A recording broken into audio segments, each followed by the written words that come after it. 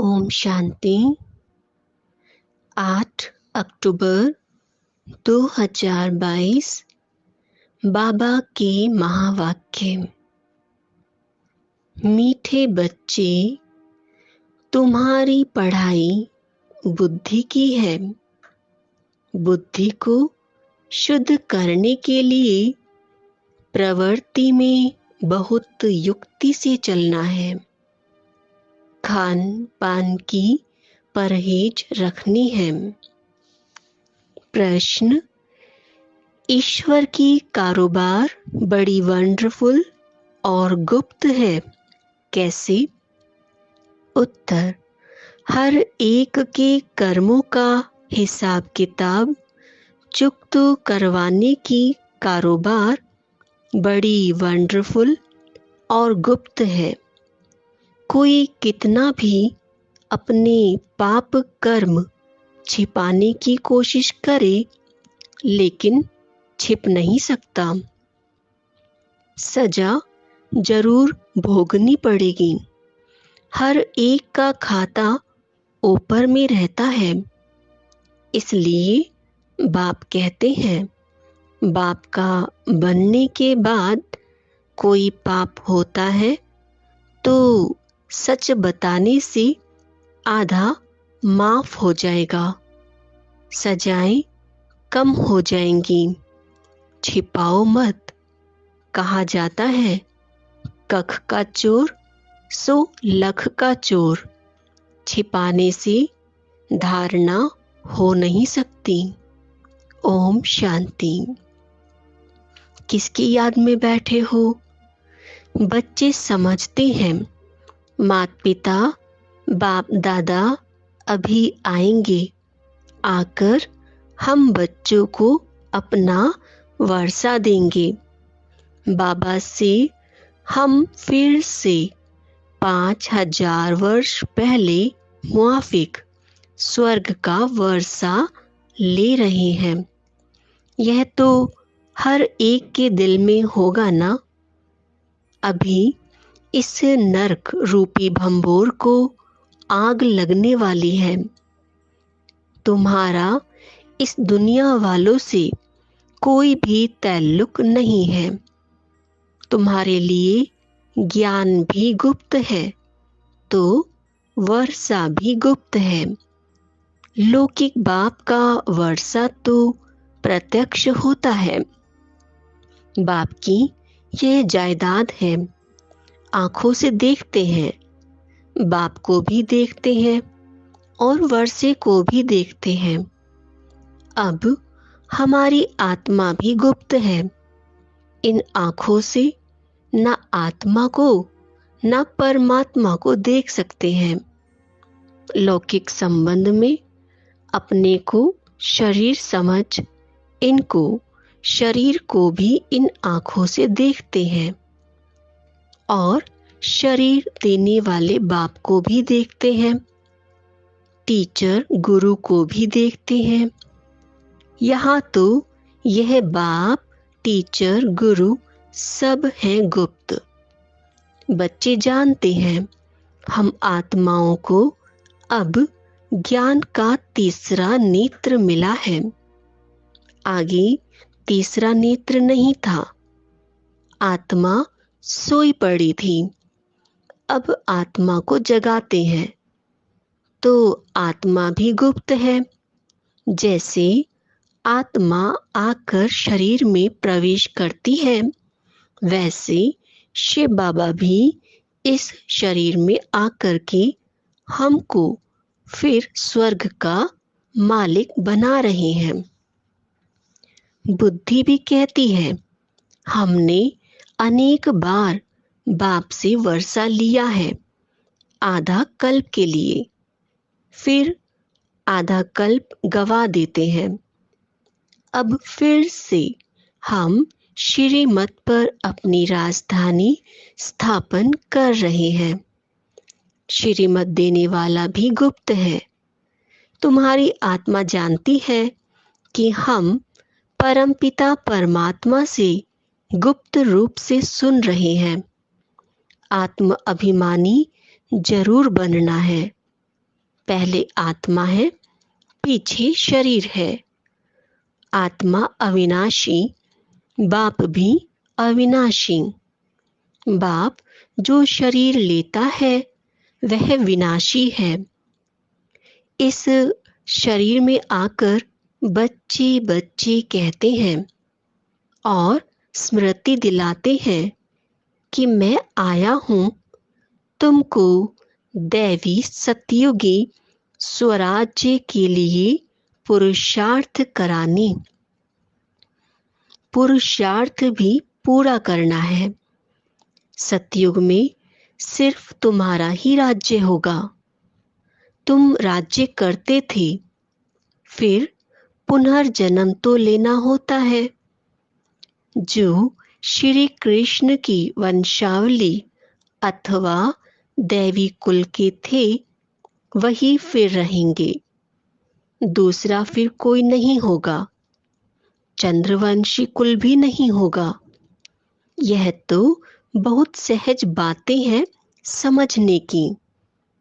बरोबर सतयुग में कोई धर्म नहीं था, अभी तो ढेर धर्म है।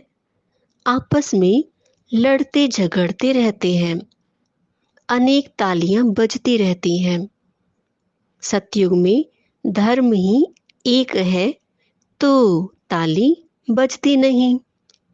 तो तुम बच्चे गुप्त ही अपना राज्य स्थापन कर रहे हो। हर एक कहेंगे हम अपने राज्य में ऊंच पद पाने का पुरुषार्थ कर रहे हैं, तो इतनी बहादुरी भी चाहिए।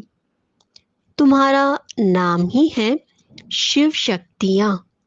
शेर पर सवारी कोई होती नहीं है, यह महिमा दिखाई है, इसलिए शक्ति को शेर पर बिठाते हैं। तुम कोई शेर पर तो नहीं बैठते हो, तुम तो माया पर जीत पाने वाले हो। यह पहलवानी दिखाते हो, इसलिए तुम्हारा नाम शिव शक्ति सेना रखा है। यूं तो गोप भी है, परंतु मेजॉरिटी माताओं की है। अपवित्र प्रवृत्ति मार्ग से पवित्र प्रवृत्ति मार्ग में तुम ले जाते हो। तुम जानते हो सतयुग विष्णुपुरी में हम बहुत सुखी थे। पवित्रता, सुख, शांति सब कुछ था। यहाँ तो कितना दुख है। घर में बच्चे कपूत होते हैं तो कितना तंग करते हैं। वहां तो सदैव हर्षित रहते हैं। तुम जानते हो बेहद का बाप फिर से बेहद का सुख देने आया है। बाप कहते हैं भल गृहस्थ व्यवहार में रहो, सिर्फ बुद्धि में यह धारणा करो। यह पढ़ाई बुद्धि की है। घर में रहते श्रीमत पर चलो, खान पान से भी असर लग जाता है, इसलिए युक्ति से चलना है। हर एक का कर्म बंधन अपना है। कोई बांधेली है, कोई बंधन मुक्त है, कोई तो चतुराई से भूं भूं कर छुट्टी ले लेती हैं। युक्तियां तो बहुत समझाई हैं। बोलो बाप का फरमान है पवित्र बनो।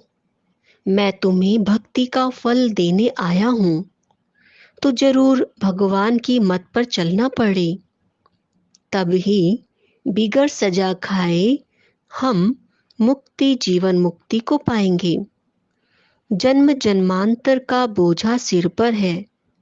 जैसे बाप एक सेकंड में मुक्ति जीवन मुक्ति देते हैं, वैसे सजाएं भी एक सेकंड में मिल जाती हैं, परंतु भोगना बहुत होती है। जैसे काशी कलवट खाते हैं तो वह थोड़े समय में बहुत सजाएं खाते हैं, परंतु हिसाब किताब चुक तो हो जाता है। तुमको तो बिगड़ सजा खाए हिसाब किताब चुकतो करना है। इसलिए ऐसा पुरुषार्थ करना चाहिए जो सजा ना खानी पड़े। बाबा को याद करना अच्छा है। विनाश भी सामने खड़ा है। विनाश काले पांडवों की प्रेत बुद्धि। बाप ने सम्मुख आकर प्रीत रखवाई है। बाकी औरों से प्रीत रख क्या करेंगे? वह सब खल्लास हो जाने हैं। एक बाप को याद करने का हड्डी पुरुषार्थ करना है। बाहर से करके मित्र संबंधियों से खुश खैरावत पूछी जाती है, परंतु दिल एक बाप से। जिस्मानी आशिक माशुक घर में रहते एक दो को याद करते हैं। तुम आशिक बने हो शिव बाबा के। वह तुम्हारे सम्मुख है। वह तुमको याद करते, तुम उनको याद करो। शिव बाबा इस शरीर में आकर आत्माओं की सगाई स्वयं से कराते हैं। इसको कहा जाता है आत्माओं का परमपिता परमात्मा के साथ कल्याणकारी मेला। तुम ज्ञान गंगाएं हो। ज्ञान सागर बाप एक है। बाप को याद करने से विकर्म विनाश होंगे। बाप और कोई तकलीफ नहीं देते, सिर्फ पवित्र रहना है। काम महाशत्रु है। इन पर जीत पाने से तुम श्री कृष्णपुरी के मालिक बनेंगे। बाप का फरमान है पवित्र बनो तो 21 जन्म की राजाई पाएंगे। पतित बनने से तो बर्तन मांजकर रहना अच्छा है, परंतु देह अभिमान ना टूटने के कारण वर्षे को भी गवा देते हैं। देखो बाप कितना बड़ा है। पतित दुनिया पतित शरीर में आया है। शिव बाबा को सोमनाथ के मंदिर में पूज रहे हैं। वही बाबा इस समय देखो कितना साधारण बैठे हैं।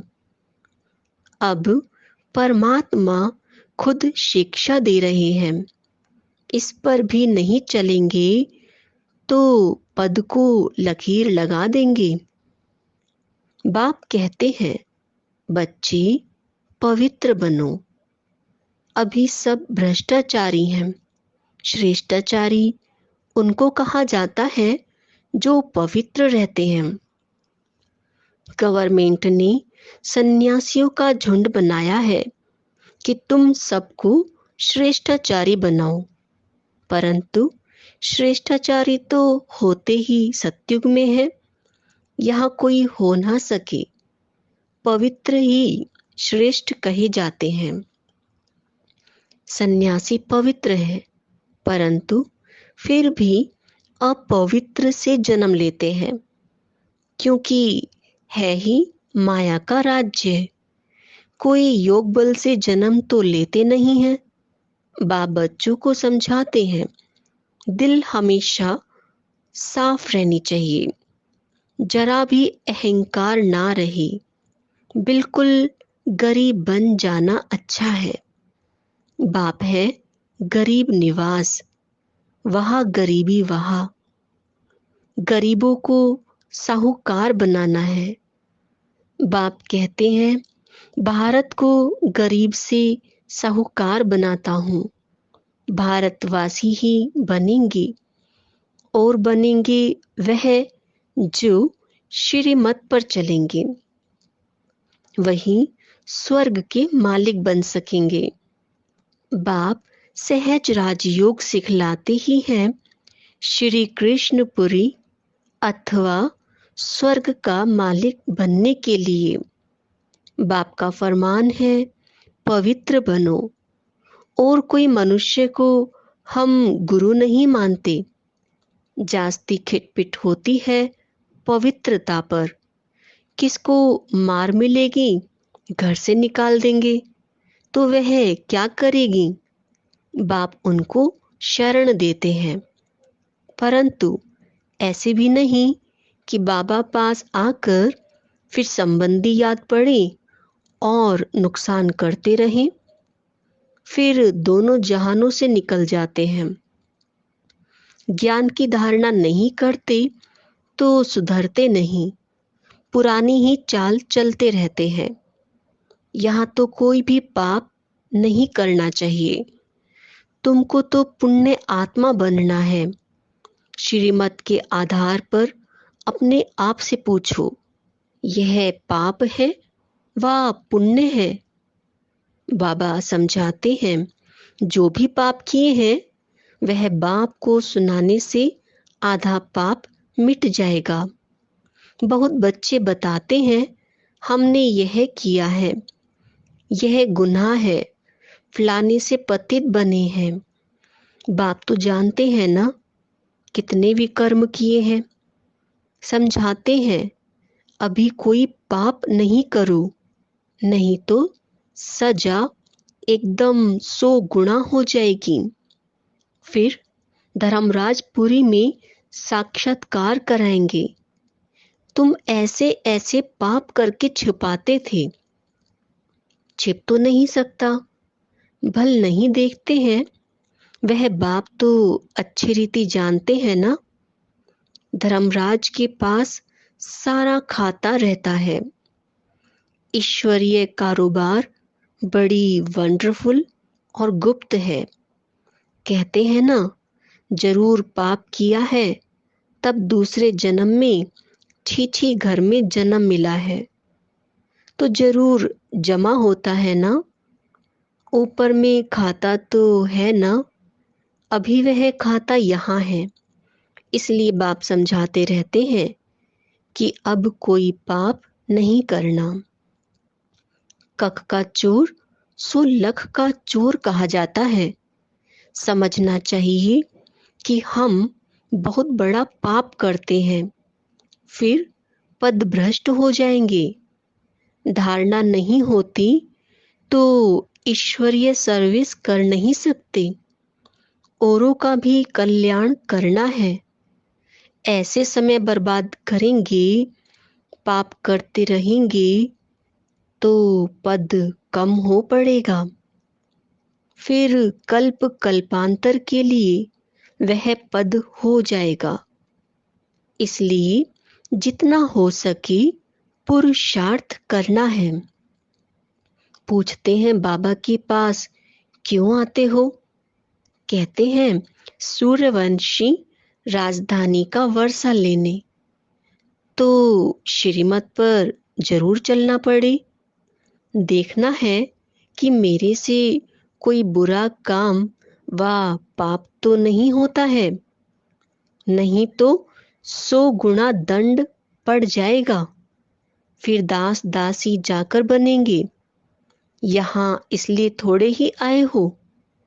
मम्मा बाबा कहते हो तो नर से नारायण बनना चाहिए ना। बिगड़ धारणा के पद कैसे पाएंगे? मम्मा बाबा कहते भी माँ बाप के तख्त पर ना बैठे तो समझेंगे पूरा पढ़ते नहीं हैं। मम्मा बाबा तो नर से नारायण, नारी से लक्ष्मी बनते हैं। तुमको भी बाप वही पढ़ाते हैं ना, तो बाप से पूरा वर्षा लेना चाहिए। बहुत है जो छिप छिप करके पाप करते रहते हैं, बतलाते नहीं हैं। कितना भी समझाओ फिर भी छोड़ते नहीं। चोर को आदत पड़ जाती है तो चोरी बिगर, झूठ बोलने बिगर रह नहीं सकते। सच्चे बाप के साथ सच ही बोलना चाहिए। बाप को बतलाना चाहिए कि हमसे यह पाप हुआ है, क्षमा करो, माया ने पाप करा लिया। अच्छा, फिर भी सच बोला है तो पाप आधा माफ हो सकता है, नहीं तो पाप बढ़ता ही जाएगा।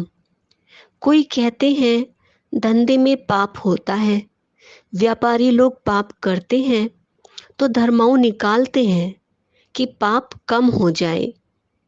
पाप करके फिर पुण्य में पैसा लगा दिया, वह भी अच्छा ही है।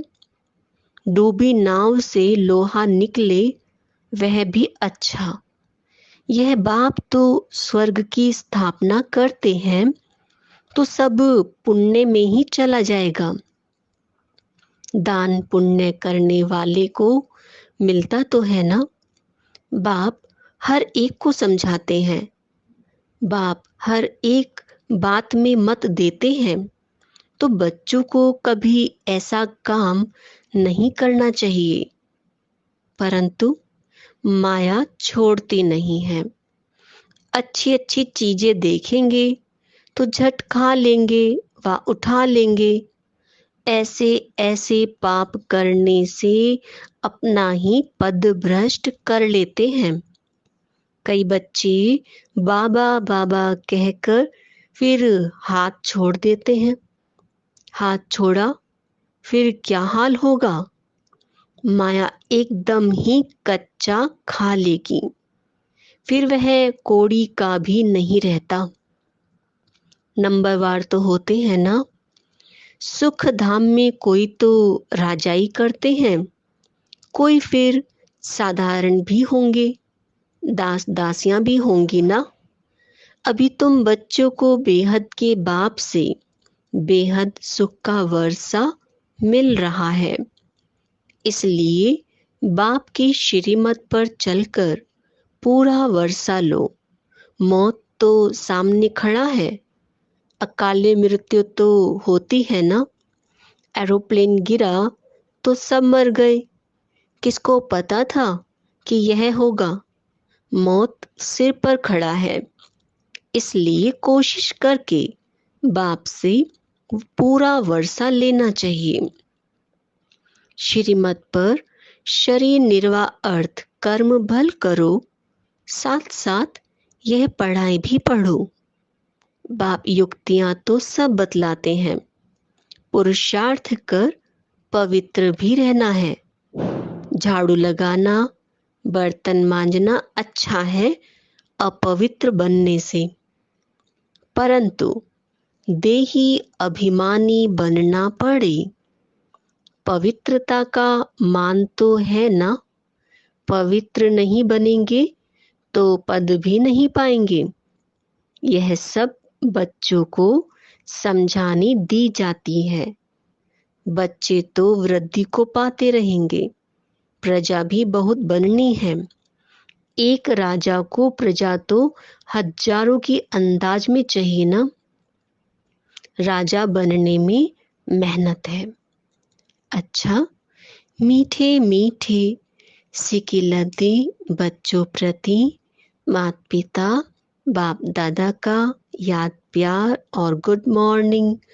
रूहानी बाप की रूहानी बच्चों को नमस्ते। हम रूहानी बच्चों की रूहानी बाप को नमस्ते।